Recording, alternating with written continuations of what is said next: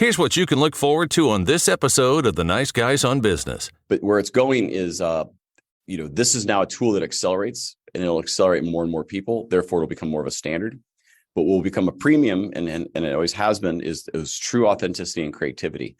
So those humans who can still create and be authentic in how they communicate and do it in a way that no one else has will have still the highest premium levels of value. Agreed. And drive the best brands, best products, and it only raises the games of the kind of best in class of things that are out there.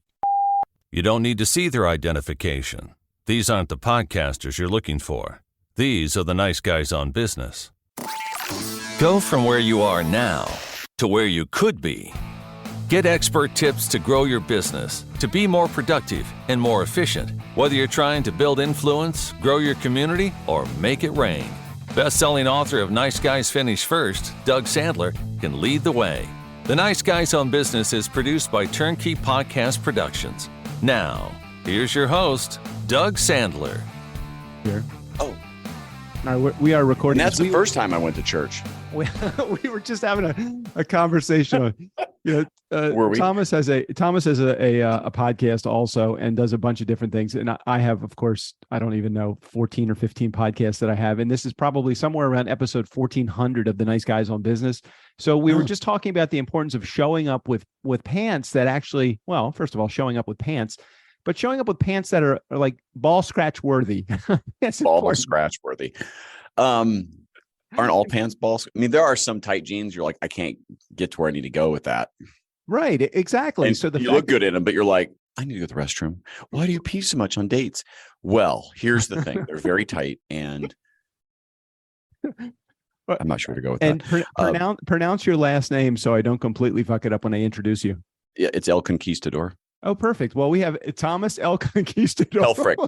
I think so. Germans say Helfrich or something like that, but Helfrich. It's not Helfrich, but I'll accept it. That's like a B. Right. I got Helfrich. it. But you can do like the with it. I'm just kidding. Helfrich. So Thomas, just so everybody knows that is in our listening community, Thomas has a company that is called, fill in the blank here. That's not actually the name of the company. The name of the company is instantly-relevant.com is the website that you would be able to go to. One of the things that fascinated me about the little bit of the research that we did with for Thomas, or in order to figure out if Thomas would be a good fit for the show, he was a guest on a client's podcast, a Healthier Tech podcast with R. Blank and Stephanie, and did a really good job. And he kept up not only with the conversation, but he kept up with the character that he has. I don't know if it's I can't tell if that's his full life character, but I think it might be. And then when you said, hey, I have another podcast called what's it called? The Sexy Talk Podcast? Sexy voice guy. Sexy voice guy. All right. Voice so sexy. It's criminal. So you're in this world of artificial intelligence. Is that what you do? Is that what you're full time? Right. As he takes a sip of water, I ask him a question. It's perfect. You're in the AI business full time, right? No, not really. So I'll give you like I won't say Concorde because that'll date me a bit. So I'll give you the drone flyby. Oh, nice. I like that. I like the how we all of a sudden it got out of focus. And those of you that are listening to this, crap about that AI. So my background has been typically in the last 20 years advisory consulting. It was specific focus on intelligent automation and AI systems. And what that's taken me through in a journey, just through career or whatever else, is I saw some issues with how lead generation marketing was being done that looked massively ineffective and inefficient. And when I looked at the problem, I said, oh, there's too many people, too much cost, lots of technology that can enable. Perfect use case for intelligent automation and a very deep use case for AI. So I started a company called Instantly Relevant, where we apply the methodologies and mechanics to our own. It's called LEAD, launch, engage, amplify, dominate. And that's our lead generation system. And the idea behind that is you start with the thoughts and what you want, which are leads for your business, so you can go close them. Right. To do that, you'll need to market some things. You'll need some PR. You'll need to, think through some strategy. And so what I applied were those principles, leveraging technologies led by humans. And so when people hire us, they get a whole marketing team, they get a marketing strategist, they get a lead generation team, and a whole bunch of technology that they don't care about. But it really helps them because it gets them more consistency, more acceleration, speed, those kind of things, and it keeps the cost down for them as well. So one of the things that I noticed in thanks for giving me a little bit of a backstory and lesson on what you do and how you do it. Strick and I talk about this all the time on our Friday shows. We have 2 episodes that we do a week. One of them is an interview episode like this, bringing on an industry leader or somebody that is in the industry or an industry that is of interest to us. And the other episode is just completely Strick and I fucking around and just talking about life. And we've been doing that for 25 years as friends, but 9 years almost on the Nice Guys on Business. And we talk a lot about AI, especially in the last 12 months, let's say. And I discovered Chat GPT. GPT? Did I say that right? Chat GPT? It's one of the worst named brands ever, but we'll get into that. Totally horrible name. Rolls off the tongue like Helfrich. And that's right. So one of the things, or El Conquistador. Conquistador. So one of the things that I have done with Chat GPT is give it like the parameters for what I am looking for an email to say, and just say, hey, can you write an email to my Classic Mustang community using podcasting and I give it basically, and then it gives me this long email, and I'm like, can you shorten that? Oh, can you shorten that a little bit more and make that more relevant to X, Y, and Z? And it does a really good job. I don't know how it does shit like, can it do audio editing, or can it can create, I understand it can create pictures now. And there's a whole bunch of stuff that it can do that I am not aware of. And I figured as soon as I saw you on or heard you on our show, Healthier Tech Podcast, I'm like, I want to understand a little bit more about AI, about something like Chat GPT. And I thought bringing on somebody that has a little bit of that infectious humor and personality into the equation would be kind of fun too. I know I just went through a bunch of stuff, but anywhere in there, if you want to pick up the ball and run, I want to have a conversation about AI with you. Yeah, absolutely. So I love that topic. So up till about January this year, I used to have AI Nerd on my title for LinkedIn because I own AInerd.com. So that's a YouTube channel I had started, and out of COVID boredom, just AI with attitude. So it was just kind of a fun thing, but AI. And so we've been using OpenAI's beta, which is what ChatGPT is now. It's a very easy user interface. We've been using it for almost 3 years now. So it is very good for accelerating creation of content and lead magnets and all the other things you're going to need, right, to be successful in your business. But it still needs to be human led. Like, you can get way out of whack of your brand and other things. So the human led nature of how you use those technologies, it's a massive accelerator. Writing copy for websites or landing pages is significantly increased by using these types of technologies. You could even use like it to write pseudocode for an app you want to write. I mean, on the fly. I heard that. Like you could. I'll show you right now. If this is a video podcast, I could bring it up and we could create a funny app like that. Well, it doesn't. Even though it's not a video podcast, we can still do that and fuck everybody that's listening. We could just it's so cool if you could only see it. And that way we'll drive people to your website. That's right. What we're doing now is we're inventing.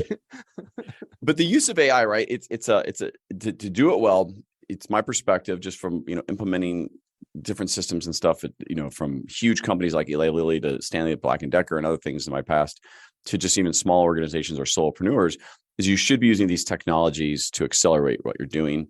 Unlikely it'll fully replace what you're doing because you'll still have to have human led. And if you're just getting going as a business person, you should use them yourself until you realize it's not your core competency and you should be doing other things. Totally. And then leverage people or companies that know what they're doing, that are leveraging those in the story, and really trying to be holistic in the approach of how they manage your social media to create content, to find leads either through email or inbound or commenting or dial and smile type activities. Technology can be leveraged everywhere with that if you know what you're doing. And I say that over and over because if you do it wrong or you turn the automation on with full AI, you're in a world of hurt because it's going to go astray. It's going to really kill your brand. Of course. So where would you let's take the typical startup entrepreneur that is a couple of years into this. Maybe this is his side time or part-time side hustle that he or she is working. And they want to use the advantages that they want to use AI to their advantage. They just don't know where to begin with it. Like, do you use it in your marketing approach? Do you use it in your follow-up approach? Do you use it in? Where would be the area if no one has ever used AI before? Where would you start if you were advising someone where to start with it? Well, before I even got there, there'd be a bunch of steps I would do before you start leveraging. Before you create a single thing of content, and that means email, message, post, whatever. Get some things down right. Like get your brand right. And I don't just mean logos and colors; those are important. But more importantly, what's your unique selling proposition? What's your differentiator? who's your ideal customer profile persona. Got it. What do you want them to do when they see your profile, let's say on social media or your website, whatever, what do you want them to do, and who is it that should be there, and what are they supposed to feel like? People buy from who they know, like, and trust. But to really close the deal, you need relevance as well. We always say trust opens the door, relevance closes the deal, because I may trust you, but if what you're saying isn't really relevant to my problem, I still trust you, I like you, I know you, but I'm not going to buy from you. And you need that relevance piece. So that's where AI can start coming in a bit. Once you know what it is you're selling, your system, your unique qualifiers, whatever, your brand speaks to it. It's got the imagery and the sights and the touches and the smells and all the things that go with it, right? To drive your ideal customer to say, yeah, I belong here. This is what I want. Then content after that, and how you engage with them, what you're saying on your site. That's where AI can take a brand. You can say, hey, here's my brand. You can use AI to help you with your brand statement taglines, and then fill in everything after that to stay in that storyline of what you're trying to build. Then you can use AI to accelerate things like email marketing, the messaging, because you could say, hey, write an intro email to this customer of this, and say, now write a follow-up email, a second email that's driving people to do a call to action X. You can create a whole sequence even through the AI to do that, but it's a miss, and you're just guessing if you don't have those first foundational pieces. I love that you say it's still got to be human led, and it's almost like you're instructing AI what to do. You're not doing it for the AI tool, but you're telling it what to do. Like, I know that if I have a funnel that I want to put in place to take somebody from a lead magnet through a potential offer, and I have 5 steps along the way, I might have to instruct my AI tool to write that intro email, write the sales close email, and write 2 follow-up emails in between there. But you just can't say at the beginning of the funnel, hey, I want you to write a 4-step funnel, or can you? Or maybe you can, and I'm just not aware. You can. You could. I don't know how well it'd come out because you have to entertain some parameters with that. It'd be better if you had it write something and you accept that that's a good email, and say, could you write a follow-up email to this email that you just wrote? And then now you can get it better, and then you can go tailor it, and you can make it short, and you can change tonality in it and instruct it to do. This is a good use. Right before we got on our piece here, I have a book I'm writing called Never Been Promoted. And it's truly about discovering, unlocking, and unleashing that entrepreneurial spirit within yourself. And how do you know what you're going to go do? To how do you clear the objectives and excuses you're going to make along the way? Right. And then when you unleash it, to how do you depend on it? No safety net. It's what you do now. And yours was very clever. You said, I'll do 14 podcasts. I'll try to make $500 each off each one. And just kidding. So, I was going to wait. I'm like, wait a minute. Oh, look, how does he know my numbers? This sounds like a good plan. He knows. No, but my point is, you'll have this journey. And so I'm doing the website copy because, and here's a tip to if you're going to start a podcast or write a book, or have the monetization path mapped out first before you've done the podcast. And I think you've done it for long enough. Now you're like, man, I really wish I would have done that. Well, of course. I mean, the lesson learned is you got to get to know your mom, your market, your offer, and your message. If you don't know those 3 things heading into podcasting, you're going to discover them. It's just going to take you a lot longer to do it if you have no idea. Going into podcasting, already knowing who your market is, what potential offer you have, and understanding your message and your branding, all of that stuff, man, does that make it a much more clearer target for you to be able to hit? Absolutely. And so when we work with customers, we take them through that journey of their marketing strategy during their launch period, like during their setup. And as we really try to determine, like, what's your system going to be? What's the monetization path? We recommend 2 other things that are unrelated that are completely connected. And for us, and for me, it's the book, and then the podcast Never Been Promoted that we're about to start. But we're not going to launch that until the mechanics of the book are in place, which leads to more executive coaching, where we catch people on their way to becoming an entrepreneur. Because once they get there, we know they're going to need marketing and lead generation sales, and we want to go do that for them. So we're going to do this on the front end, and they're all tied because it's all around the entrepreneur and that spirit. And you have to think about your business in this way. Otherwise, this is why Google Ads doesn't work. It doesn't matter how much AI you use. It won't work unless you have connected brand thoughts and things that work together to elevate what you do. And AI has a place, but the hard work is still done by humans. Hard work is done by the differentiator of why your slice of it works better or works better in your brand. And then therefore, how do you extrapolate it to a company-wide culture and other things like that? AI is great for enabling that, but you will instruct it what to go do, because otherwise it's just taking from the internet what everyone else knows, and it'll come across very flat and vanilla. Who do you find that this works, this strategy, this plan, this approach, who does this work best for? And I always go back to the story of I used to go fly fishing with my dad when I was probably 6 or 7 years old, and he would pull up to a little pond, and he'd go into this big fly bag that has all of these different flies, thousands of flies in there, and he'd pull out this, number 12 elk hair caddis, which was like his go-to fly. Specific. He'd put it on the fly line and he'd throw it in. I said, Dad, you get thousands of flies in there. I'm like, Daddy, how do you know that one's the one that works? He says, because it's the one I believe works. So how do you know who AI and who this approach will work for? And maybe the answer is just, it will work for anyone that believes it will work. Who does it work for? Well, it's so there's a bunch. It can work for anybody. I'll tell you who it won't work for. It doesn't work for perfectionists. So if you chase perfect, nothing's going to work for you because you're chasing perfect. Right. Who does work very well for is the one who has the entrepreneurial mindset of trying new things, experimenting. They're okay to fail fast. They're okay to learn from those mistakes or learn from the lessons from what the experiment offered, and then grow from that. Because if you do that, then you also then have power of speed to try lots of things. And this isn't, and I'm not tying this directly to say even like ads or anything that costs money. You're just going to experiment with content, and you're going to experiment with how you interact with people, or the list that you're going to go build, and who your actual target buyer might be, or what your offering is to them, and how it differentiates. AI can enable all those things. You have to also learn the tools of how to instruct them and use them and get access to it. So like GPT-4, so the Chat GPT 3.5 basically is what that's out. 4 just came out from the open. I think we just literally got on the list for that. And so that will be a whole, another 100x, 1000x more parameters. It's going from 1 billion to nearly 500. It's unbelievable how big this thing will be, but it is the beginning of it. All going to be human led. What other tools are there and again, Chat GPT is one of those, a chat bot on my website might be another AI tool that might be out there. What other tools are there that when we come to thinking about artificial intelligence, what should I be thinking about as the universe of choices when it comes to tools? I mean, besides going to instantly-relevant.com and just contacting me. There you go. Should I plug that in? That was a good plug. I like that. That was good. Seamless. You're welcome. Instantly-relevant.com did not sponsor the show. Just, instantly-relevant.com. Understood. Okay. That'll probably get it. Here, we'll put it in the show. We'll put it in the show notes. Besides going to that, but to be fair though, finding there are a lot of myself. I act as somebody who can kind of coach you through the where to go, like what kind of technologies, because it's going to depend on your business and what you're trying to achieve, budgets, right, things like that. It comes to mind for us, our note taking software. So I won't directly maybe mention companies' names because those will shift over time. But if you want to do something that does note assistance, so I have a video recorder and a note recorder that comes with me, so I can take highlights and do summaries, and those are both AI type technologies. Other things, just simple stuff like Grammarly, let's say, or Quillbot, stuff to help you improve your writing type. To be fair, the Chat GPT will probably replace a Grammarly at some point because it's pretty good right now what it's doing.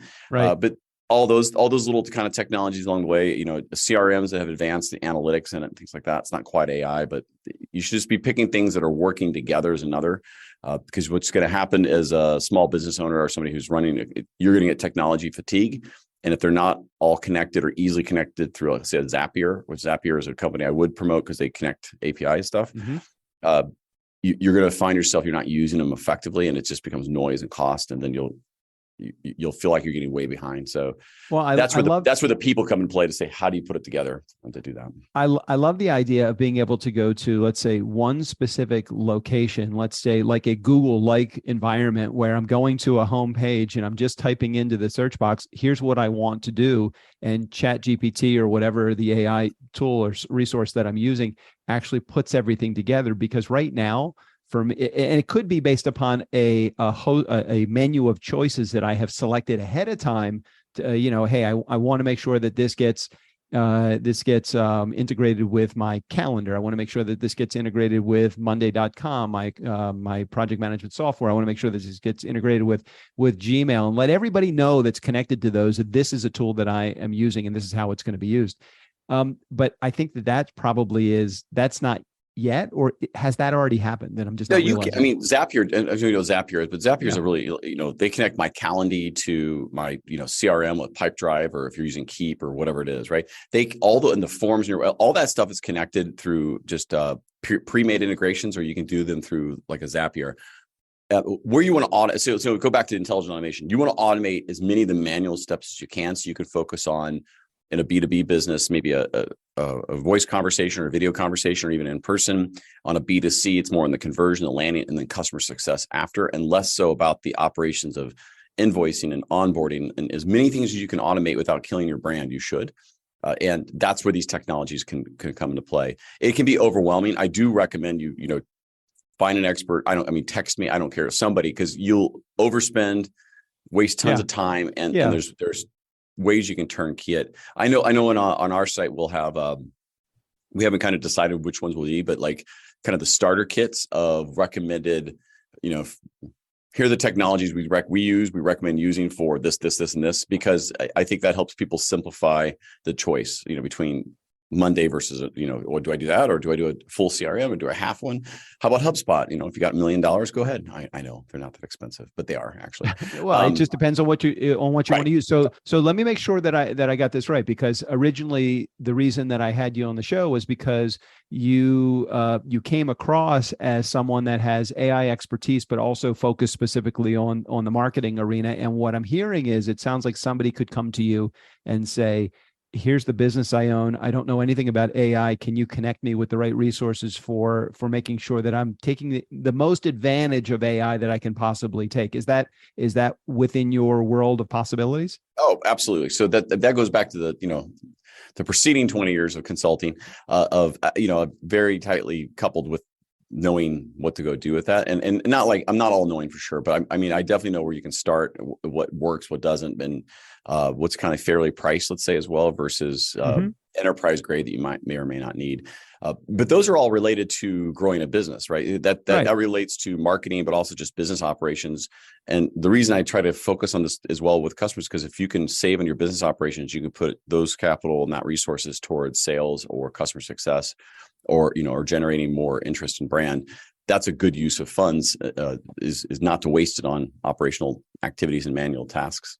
Where do you see it going? Because right now I feel like we're just at its infancy. Our AI, ChatGPT is a term that I hadn't heard until probably less than a year ago. You said you've been dealing with it for 3 years now. I'm maybe late to the game, or maybe I'm right where most of the mass market is.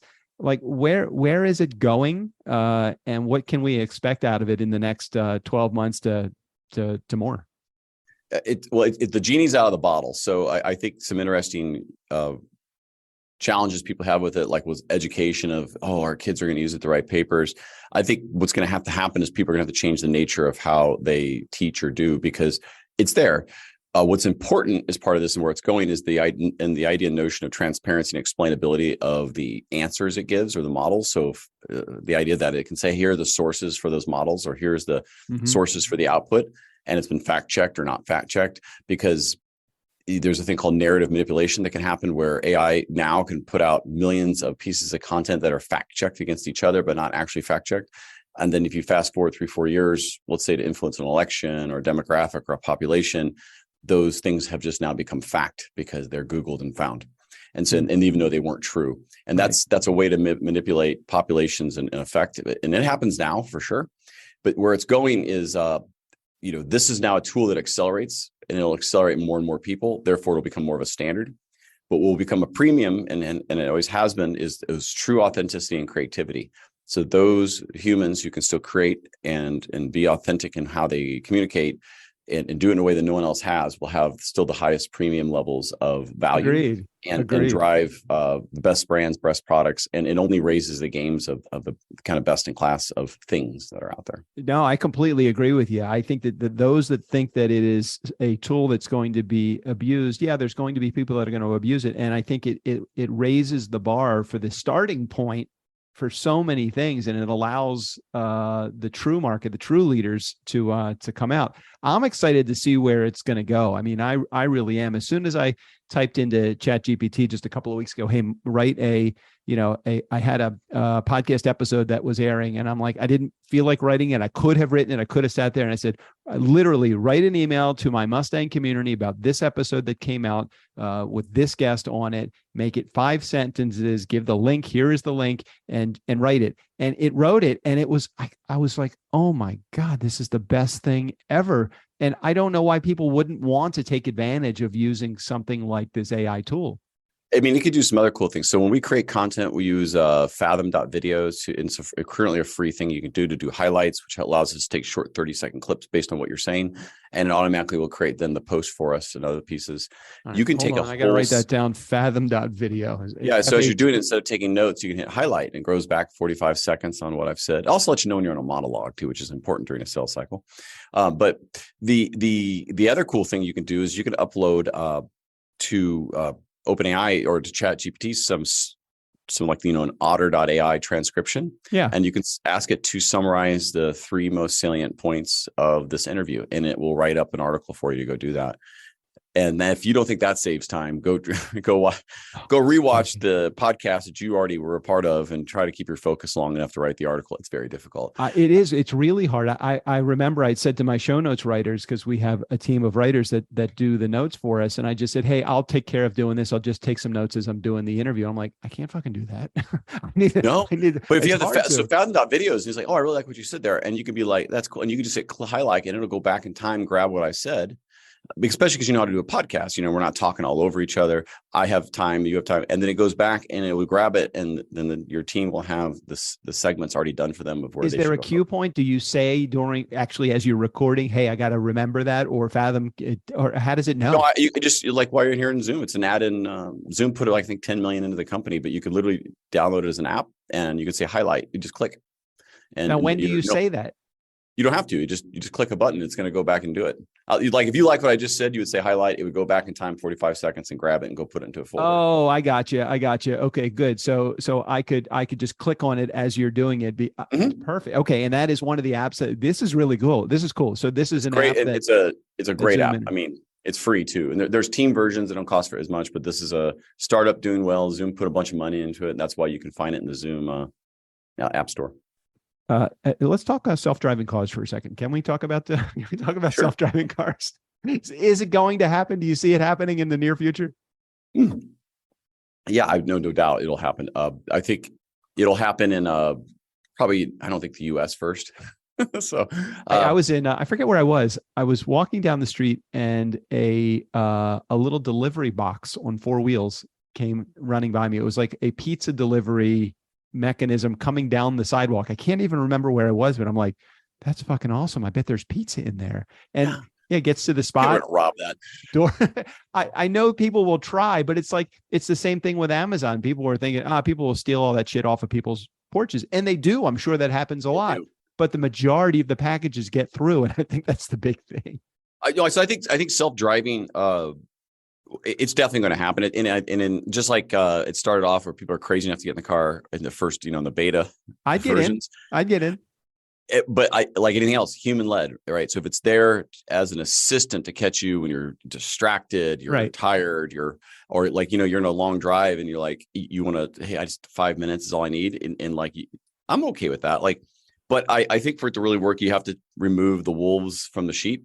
And so if the sheep are the self-driving cars, you can't have a bunch of humans that are reckless going everywhere. You kind of need to separate. Right. If you think about a road trip here, I live in Atlanta, it's 5-6 hours or so to the beach.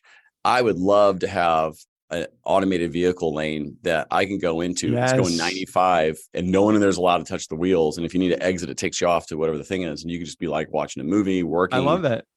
I'll sign up for that all day long. I mean, I'll pay my extra $100 to go do that too. Just like your carpool lane. I absolutely would do that. I would subscribe to that, and I'll take it even one step further. I would put my car. I would reserve so that I can get in that lane, and I would sell my car. If that is all it took was for me to commit to not having my own car to have access to that lane, I would do it. I don't need a car. I mean, I like my cars, but can you make a 65 Ford Mustang? You have a whole Mustang. I know. Now, me with the Honda Touring minivan that's missing paint and it's dented because of all the work I've done in it, I will happily give my car up and trade it for a cool Tesla that I don't own all day. Thomas, it is excellent talking to you, man. Well, give a plug for your business, instantly-relevant.com. Tell a little bit about it and how people can get in touch with you.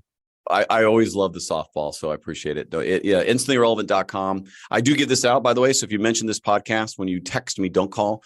because I won't pick up. But if you text me to 314-954-6900, that's actually my personal cell phone. I will reply back as long as you tell me which podcast, and I will give you a special gift of something that I only give our customers within consulting and what we do. But you have to text me to do it. Otherwise, go to instantrelevant.com, fill out a contact form, check out what we got going on. 314-954-6900. I'll put a link in the show notes for that phone number as well. But if for some reason I'm going to get spammed by dialers now as soon as you put it in there. I don't know. For the 3 people that listen to the show, they're pretty solid. My mom will not harass you. I promise. I'm okay if your mom calls. I'll talk to her. That's fine. Okay, that's cool. Thomas, thanks for being here on the show, man. Thank you. Hey, Nice Guy community, never underestimate the power of nice or the power of a good AI tool at your disposal. Special thanks to Thomas. All of his information and access to his website will be right there in the show notes. Steve O'Brien, go ahead and take us out of here. For the Nice Guys on Business, I'm Steve O'Brien. Seriously, it'll only hurt for a minute or two, 10 tops.